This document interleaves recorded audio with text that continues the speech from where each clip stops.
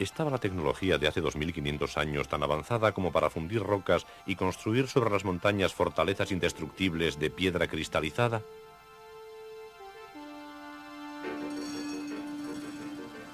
Este científico alemán puede demostrar su sorprendente afirmación de que estos restos son una batería eléctrica inventada muchos años antes del nacimiento de Cristo. Está demostrado que este objeto tiene una antigüedad de 2200 años. Es decir, 2000 años antes de que se inventase en Italia la electricidad. En Atenas, este prestigioso profesor encontró pruebas irrefutables de la sabiduría antigua. ¿Es posible que dentro de este fragmento perdido en un barco hundido hace 2000 años estén escondidas las ruedas dentadas de la primera computadora del mundo? Misterios sacados de los archivos de Arthur Clarke, autor de 2001 Odisea del Espacio e inventor del satélite de comunicaciones. En su retiro de Sri Lanka, tras una vida dedicada a la ciencia, al espacio y a escribir, medita sobre los enigmas de este y de otros mundos. Se han escrito muchas tonterías sobre el conocimiento misterioso de los antiguos. No necesitaban la ayuda de visitantes del espacio exterior para construir en el año 700 después de Cristo este sistema de riegos que aún funciona con la asistencia de ingenios modernos. Pero no hay ningún misterio en este sistema. Conocemos con exactitud cuándo lo hicieron, hace 1300 años. Y conocemos el nombre de los constructores.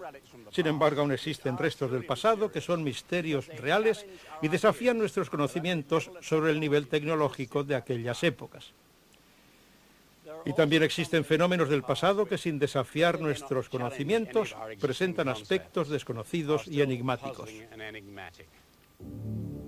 Misterios del mundo, por Arthur C. Clarke.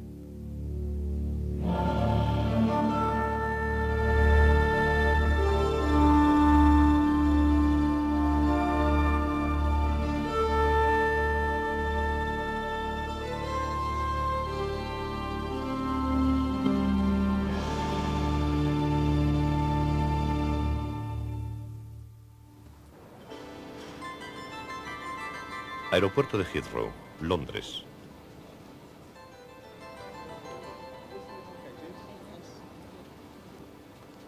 Anna Mitchell Hedges acaba de llegar de Toronto, Canadá. En su bolso verde trae una de las joyas más preciosas del mundo y uno de los dolores de cabeza más constantes de los hombres de seguridad. $500,000 en misterios.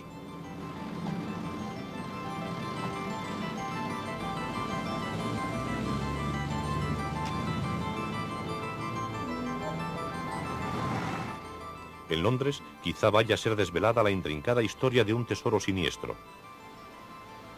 Lo encontró ella misma en una ciudad perdida, siendo adolescente. Mi padre estaba excavando en América Central, en las Honduras británicas, cuando encontramos unas antiguas ruinas mayas.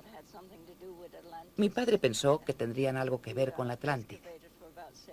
Seguimos excavando 7 años más, desbrozando terreno, y un día vimos brillar algo entre las piedras. Era el día de mi 17 cumpleaños. Nos llenamos de alegría y felicidad.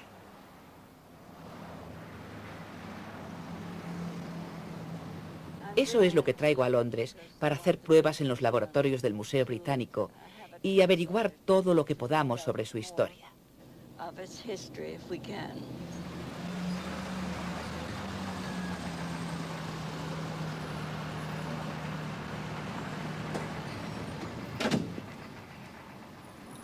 Pocas obras de arte traídas para su análisis al Museo de la Humanidad han suscitado entre los expertos tantos desafíos y frustraciones como el tesoro de Anna Mitchell Hedges, cuyos secretos van a revelarse en los laboratorios situados en los sótanos del edificio.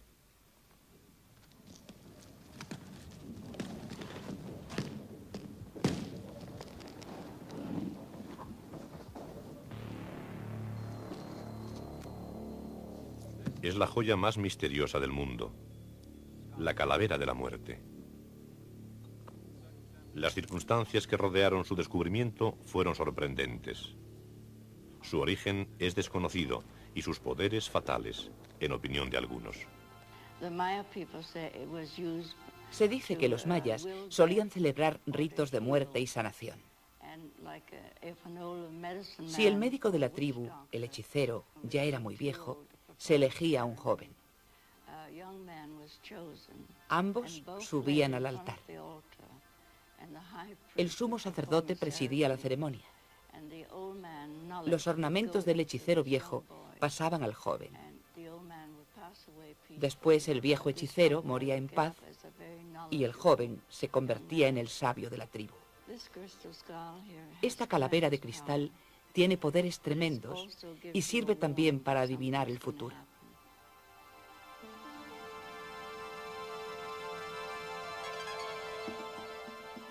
Para el padre de Anna, la calavera de cristal fue el trofeo más extraño logrado en una vida de aventuras. Mike Mitchell Hedges fue un célebre explorador en los años 20, a quien le hubiera gustado pescar un cocodrilo antes de ponerse los pantalones para desayunar. Las tribus primitivas le ofrecían las novias más selectas y lo veneraban como a un dios. Eran tribus que, con una simple caña y una cuerda, eran capaces de sacar del océano los peces más grandes y espeluznantes. En 1924 encontramos en las Honduras británicas la ciudad enterrada de Lubantum. Mitchell Hedges creyó que se trataba de la desaparecida Atlántida. Ayudado por indígenas mayas, desbrozó un trozo de jungla desde la pirámide y la plataforma de Lubantum. En su última expedición se llevó con él a Ana, su hija adoptiva. Era el día del cumpleaños de la chica cuando vieron por primera vez la calavera de cristal brillando entre un montón de piedras caídas. Durante días continuamos observando que algo brillaba entre las piedras cuando daba el sol. Y claro, estábamos ansiosos por encontrar aquello. Fui yo quien lo cogió, porque tenía la mano más pequeña que los demás. Se la llevé a mi padre. Y no se podía creer que hubiéramos encontrado esa calavera de cristal tan hermosa. Puede verse que tiene todas las partes de una cabeza y las cuencas de los ojos. Las mandíbulas se mueven igual que las mandíbulas humanas. Casi desde el día de su descubrimiento, esta piedra preciosa, la mejor trabajada del mundo, ha sido un misterio. Thomas Gunn y Lady Richmond Brown, que estaban allí, se quedaron en silencio. Mitchell Hedges solo dijo, es la encarnación del mal. Pero quedaba la pregunta de si era un antiguo símbolo de muerte, moldeado durante generaciones o era de fabricación moderna. La única pista que tenemos es una calavera misteriosa y singular, aunque menos intrincada, que se guarda en el Museo de la Humanidad en Londres. Fue comprada en la joyería Tiffany de Nueva York y se dijo que el propietario había sido un soldado mexicano. Un cristal de roca es imposible de datar, pero la calavera de Tiffany lleva una ligera señal que podría indicar el momento en que resbaló accidentalmente el cincel del tallador.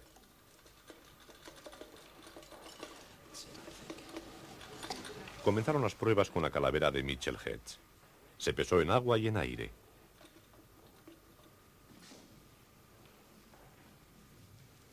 El resultado fue el de un cristal de cuarzo puro.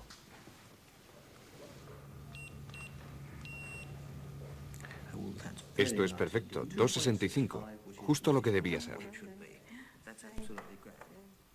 No hay en la impecable superficie de la piedra ni una raya inscrita que pueda ayudar al experto Alan Jobbins a datar la calavera de la muerte. No encontramos ninguna señal del metal que se ha usado. No hay señales aparentes, aunque pueden estar ocultas muy hábilmente.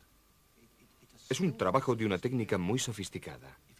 Si está hecho por gente primitiva, es asombroso, porque el tipo de técnica es de primerísima clase. Le debió de llevar a quien lo hizo mucho tiempo, aunque dispusiera de instrumentos modernos.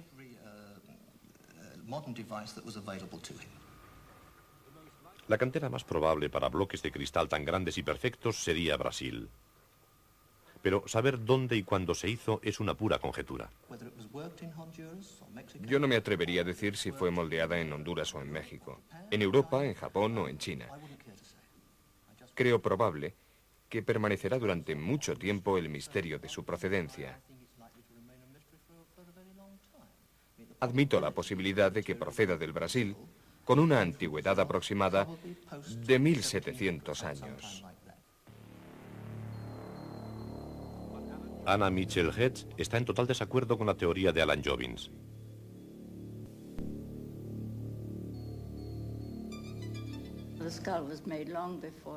La calavera fue tallada mucho antes, hace 3.600 años aproximadamente. Eso nos dijeron los mayas. Yo viví 7 años entre ellos, siendo una niña. Viví, comí y dormí según sus costumbres. Y después de vivir con gente que está tan pegada a la naturaleza, tienes que creerlos.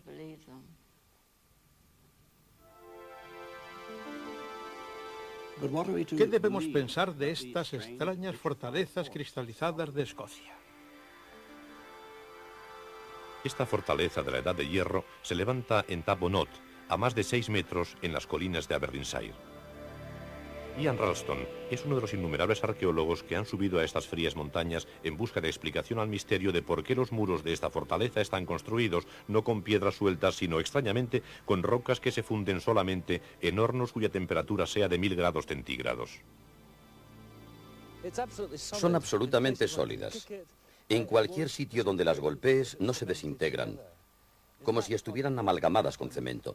Lo que pudo pasar en realidad es que en alguna fase de su construcción las rocas se fundieron a altas temperaturas o al menos se fundieron en parte. Aquí, por ejemplo, puede verse un trozo de roca cristalizada. Se ha fundido completamente aquí en algún momento. Una fortaleza con muros cristalizados o convertidos en una especie de cristal podría parecer bastante extraña, pero Tabonot es una más entre las 50 esparcidas por Escocia y nadie ha sido capaz todavía de explicar si los muros de piedra, a veces de una altura de varios metros, se fundieron accidentalmente en el transcurso de una batalla o si los constructores tenían alguna técnica actualmente perdida para fortalecer los muros soldando las piedras. Ian Ralston, en un intento ambicioso de descifrar el misterio, decidió construirse él mismo su fortaleza particular de la Edad del Hierro. La idea consiste en construir un muro tal y como sería antes de vitrificarse. Sabemos que estos muros contenían muchas vigas grandes de madera.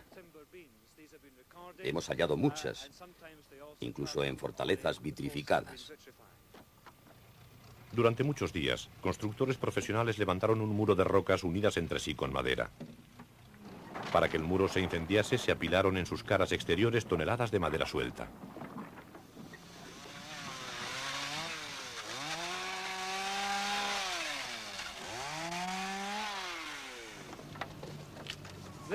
Se ha intentado construir uno de los muros con la máxima autenticidad.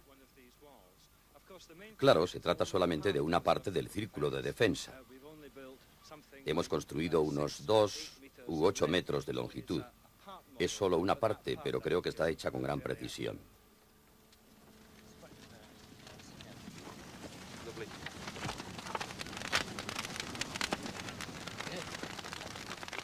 A los pocos minutos de iniciarse el fuego, la madera exterior estaba ardiendo por completo.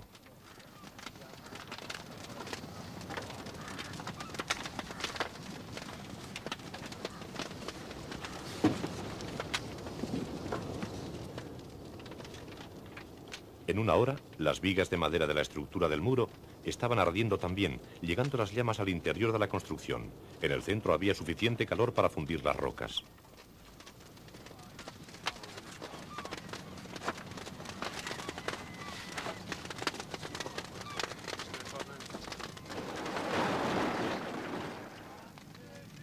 Tras varias horas quemando toneladas de madera, tuvimos que traer del pueblo toda la madera de los trastos viejos que había en los vertederos. Era la única forma de mantener la temperatura alta. Poco tiempo después, llega otra carga de madera, la sexta del día. Al caer la noche sobre Aberdeen, el cansancio de los que participaban era total y todos comenzaron a comprender la verdadera complejidad del misterio de las rocas vitrificadas. Se preguntaban no solo cómo habían logrado los constructores la temperatura necesaria para fundir las rocas, sino cómo se las habían arreglado para subir hasta la cima de las montañas cargas enormes de madera en medios de transporte tan primitivos.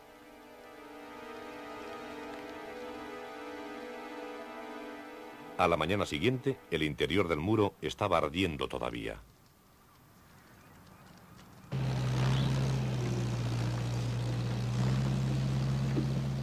A las 22 horas de comenzado el fuego, llegó la hora de derrumbar el muro y ver si las rocas estaban fundidas. A primera vista, el resultado parecía decepcionante. No había señales de murallas completas fundidas. Entonces debimos buscar pruebas de alguna roca vitrificada. Esta es una. Esta roca está fundida.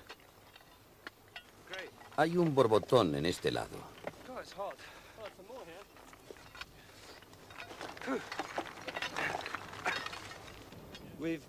Hemos sido capaces de demostrar que al menos una pequeña parte de esta muralla se ha fundido, como estos pequeños trozos de roca,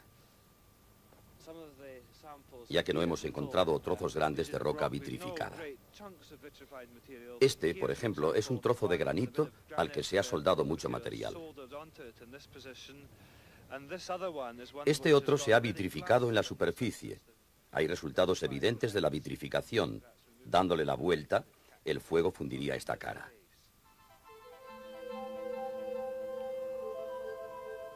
Pero el misterio de Tabonot y de otras fortalezas vitrificadas de Escocia continúa después de los experimentos de los arqueólogos modernos. A pesar de su competencia y de las toneladas de madera quemada, los constructores de la fortaleza del siglo XX solo lograron fundir unas cuantas rocas sin hallar respuesta al problema. Existe la convicción de que los muros de esta fortaleza debieron fundirse con alguna técnica especial después de arrastrar a las cumbres de las montañas bosques enteros. Pero más allá de esta convicción, nadie sabe cómo lograban realizar esto hace 2500 años. Este experimento sugiere que debieron quemar la mitad de los bosques de Escocia para vitrificar las fortalezas. Así que lo único que hemos logrado es aumentar el misterio. Cosas tales como la calavera de cristal y las fortalezas cristalizadas nos intrigan y nos desconciertan, pero no destruyen nuestras ideas preconcebidas de la historia. Hay otros artefactos que producen el mismo resultado si son lo que parecen. Este profesor, el doctor Arne Egebrecht, director de un museo de Alemania Occidental, no duda en absoluto que hay un ejemplo, al menos, de tecnología antigua que se adelantó 2000 años a su tiempo. Lo encontró en una exposición de tesoros antiguos de Irak. Una jarra de cerámica, un cilindro de cobre y una barra de hierro descubiertos en Bagdad. Él piensa que se trata de los componentes de una batería eléctrica fabricada 2000 años antes de que se inventaran las baterías en Occidente.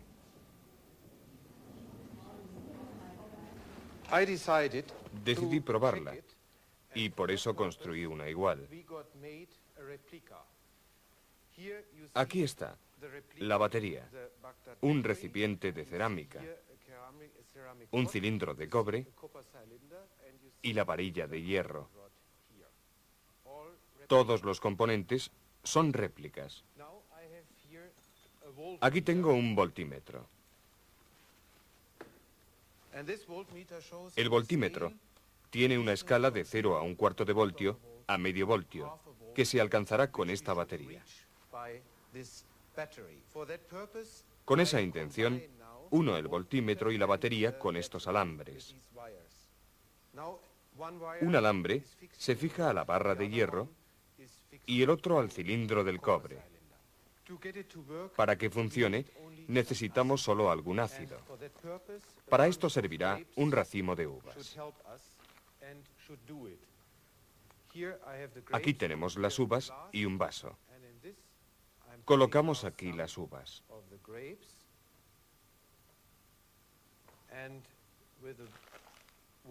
Y con un trozo de madera las exprimimos.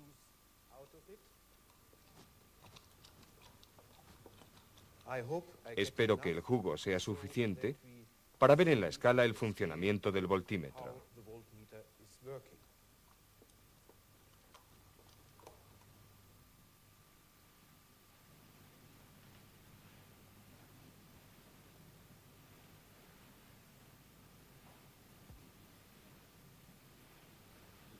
La batería con ácido de uvas alcanza casi medio voltio.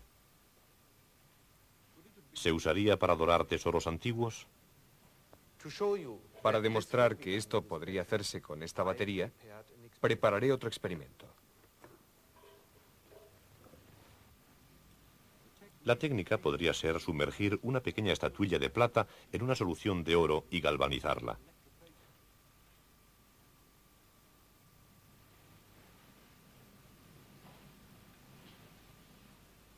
Las implicaciones para los directores de museos son escalofriantes. Los tesoros que ellos consideraron siempre de oro macizo serían simplemente metales dorados. Naturalmente, en cuestión de minutos, la mitad de esta estatuilla de plata adquiere el brillo del oro.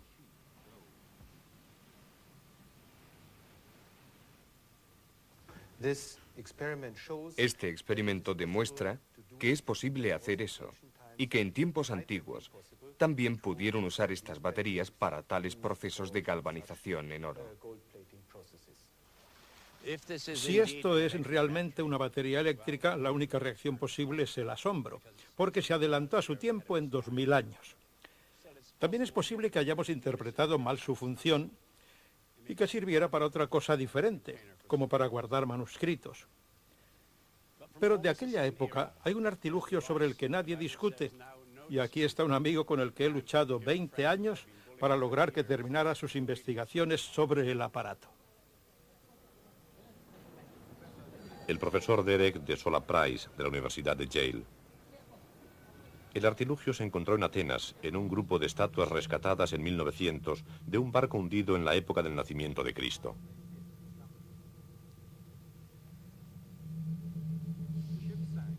El barco naufragó a la altura de la isla Antiquítera, cerca de Creta. Entre los restos del naufragio había fragmentos de bronce corroído. El profesor se quedó fascinado cuando los encontró, pero tuvo que acudir a la Comisión Griega de Energía Atómica para examinarlos. Un buen colega, el doctor Carrácalos, había estado experimentando con rayos gamma. Logró sacar una radiografía gamma del fragmento principal. Y cuando lo vio, su reacción fue dramática.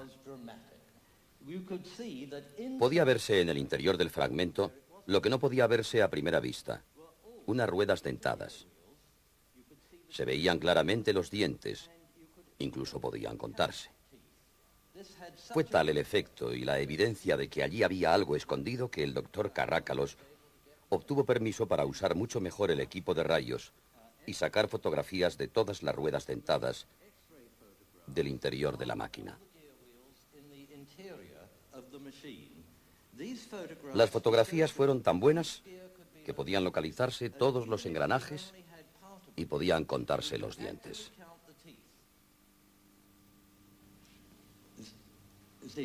Ahí se ve una rueda completa con todos sus dientes absolutamente distinguibles. Por las fotografías, el profesor Price construyó la máquina conocida ahora con el nombre de mecanismo de Antiquítera. Era una caja de madera con láminas de bronce. Una manivela mueve los discos interconectados delante y detrás. Las entrañas del mecanismo consisten en una red compleja de ruedas dentadas y de engranajes escondidos hasta ahora en el interior de los fragmentos. Esta rueda, que es la única que se ve aquí, tiene más engranajes por detrás. Se da vueltas a la manivela y gira todo lo que está engranado, como un mecanismo de relojería muy sofisticado. El profesor cree que fue diseñado como una computadora para mostrar las órbitas de la Luna, del Sol y de los planetas. Un mecanismo que, por nuestros conocimientos previos, no debía haber existido hasta 2000 años después. Su constructor había logrado un sistema de engranaje diferencial. Cuando el profesor Price descubrió esto, había encontrado una prueba perfecta de la sabiduría de los antiguos. Es increíble que los griegos pudieran inventar el principio del engranaje diferencial. Es tan complicado que contiene en esencia todas las líneas que conducen a los modernos mecanismos de relojería, a las computadoras, a las máquinas del tiempo y a todo lo que distingue a la civilización actual de todo lo anterior. Todo el proceso comenzó justo aquí, con estos restos únicos. La computadora de Antiquítera y la batería de Bagdad, si es que es batería, representan dos grandes interrogantes de la historia, porque se adelantaron 2000 años a su tiempo. Si la sociedad que los inventó hubiera continuado desarrollando su tecnología, actualmente estaríamos a 4000 años del nacimiento de Cristo. En ese tiempo no hubiéramos enviado solamente unos pocos hombres a la Luna. Hubiéramos colonizado ya todas las estrellas visibles a simple vista.